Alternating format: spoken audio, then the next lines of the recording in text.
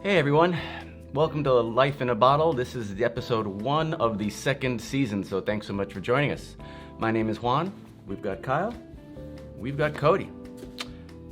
Today, we're in Italy. We are in Friuli. And we're in the subzone of Isonzo, which is snuggled up next to Austria, Slovenia, and the Adriatic Sea. So we're way up there. Way up in a corner there. This is the 2016 Puiatti Ribolla Gialla orange wine. Orange wine. Orange wine. That's right, orange wine. So orange wine is one of those things that can be super funky and weird and cool, but it Can we debunk one thing about orange wine? Yes. Definitely not made from oranges. No. Yeah, No. that's important. Or orange grapes for that matter. True story. It's wine that's made from white wine grapes. That's right. Yep. Right. And what happens is, just like in the process to make red wines, where after the pressing, you've got an extended maceration time where all of that skin stays in contact with the juice. The color bleeds from the skins into the liquid, and you get red wine. Same thing is happening here, but with white wine grapes. The skins are staying in contact with the liquid for up to 8 weeks at a time. In this case, 2 to 8 2 to weeks, 8 depending on the vintage. But this guy goes a step further. The Puiatti, when they make their orange wine, normally, like you said, there's a maceration period. But they're doing things, they're shaking it up a little bit. This is very different than your average orange wine. So instead of the maceration with the crushed grapes and the busted open, the skins and the pits and everything else, they wait until the wine has been vinified. And then they take fresh grapes from the following harvest that are hand-picked one at a time from the bunches to keep them completely intact. Okay. And then a blanket of them is floated across the top of the wine. So it gets, the blanket of grapes prevents excessive oxidation, which is something you get in a lot of orange wines. Okay.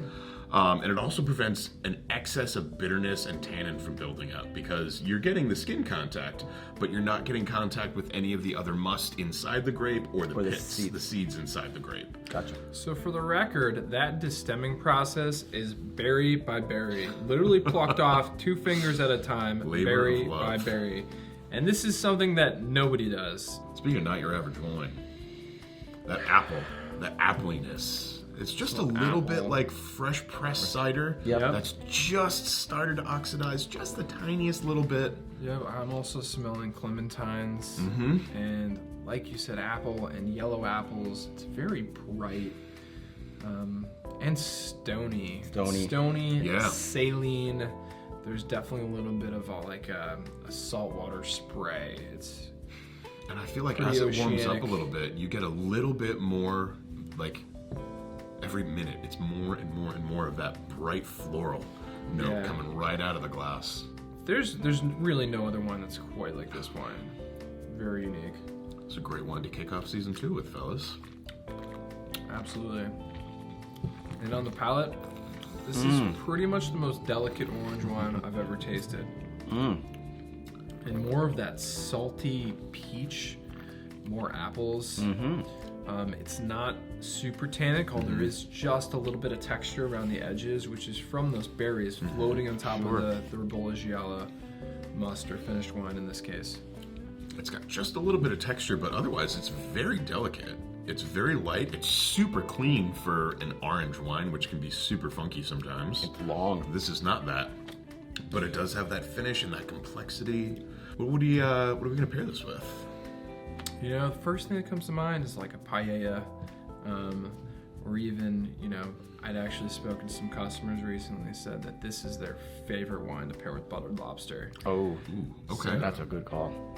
I like that. Yeah, a lot. I feel like this is a great wine. Orange wine in general is one of those wines that's great for pairing with foods that are weird to pair with wine in general, like artichokes. Yep. Artichokes are super weird to pair with wine. Yep. I feel like this could pull it off. Asparagus, even. That's another classic one. Like an asparagus risotto with a little Parmigiano. I feel like that would be really beautiful. That's a really good idea. Absolutely. Maybe like a really neat, spicy, garlicky hummus? Okay. Absolutely. We can't not have a pairing. Look at that. Is that Martinez hummus? That is homemade Martinez hummus. This is my favorite hummus. Fresh from this morning. I appreciate that, Outstanding. Cody. So yeah, like I said, with things that are kind of weird to pair with, I feel like this wine is going to work really, really nicely. Wow. I pulled out all the stops this morning, fellas. We got a little Exceptional. Ross Alhanout in there.